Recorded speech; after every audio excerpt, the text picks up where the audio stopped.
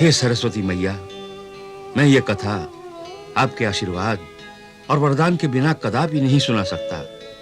इसलिए मां सरस्वती, मेरी लाज रखना।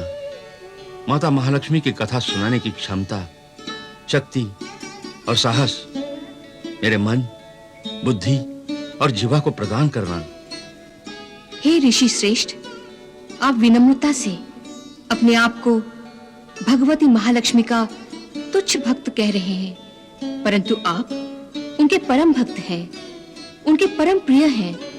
और जब आप श्रद्धा पूर्वक उनकी कथा सुनाएंगे तो उसके प्रभाव से मानो समस्त लोकों में अमृत बरसने लगेगा। आपकी इस कथा की महिमा युगों युगों तक जीवित रहेगी।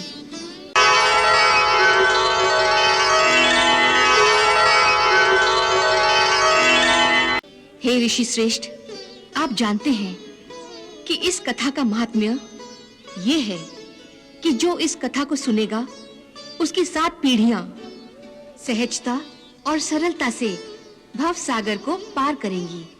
दैहिक, भौतिक और दैविक ताप शापों से मुक्त होकर वो इस लोक में संसार के सभी प्रकार के सुख भोग कर अंत में महालक्ष्मी माता के परम धाम वैकुंठ में निवास करेंगी। हे परम प्रिय भक्त, आप निसंकोच होकर कथा का शुभारंभ करें। जब तक आप कथा कहेंगे, मैं आपके हृदय में वास करूंगी। धन्यवाद देवी मां।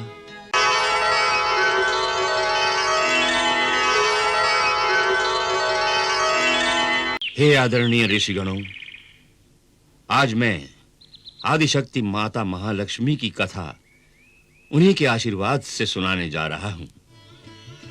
आप सब महालक्ष्मी माता की कथा सुनने के लिए दूर-दूर और अलग-अलग लोकों से पधारे हैं, क्योंकि महालक्ष्मी भगवती माता की कथा सुनाने का आनंद और पुण्य अनंत है।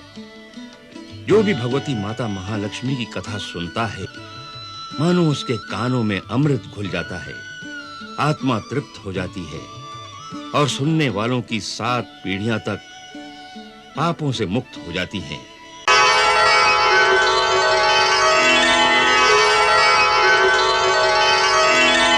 ऋषिगणों, आदि काल में जब ब्रह्मांड का निर्माण तक नहीं हुआ था, परमेश्वर एक दिव्य प्रकाश के रूप में सर्वव्याप्त थे।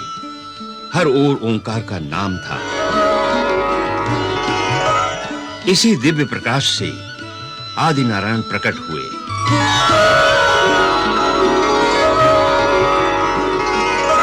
और जब उनके मन में सृष्टि की रचना की इच्छा हुई, तो सबसे पहले उन्होंने अपने वाम भाग से आदिशक्ति को प्रकट किया।